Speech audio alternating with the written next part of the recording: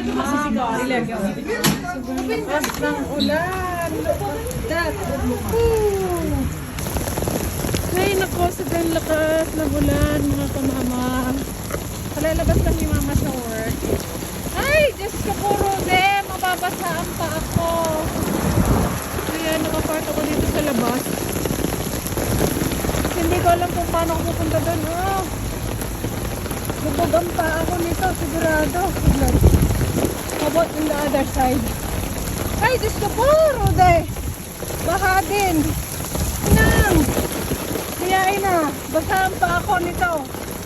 Holy smoke. Ay, naku, basa si mamang. Inang. Ayan, nabasahan pa ako. Nakakross pa naman. Teka lang. Sige na, magdadrive na ako. Thank you. Bye mga kamama.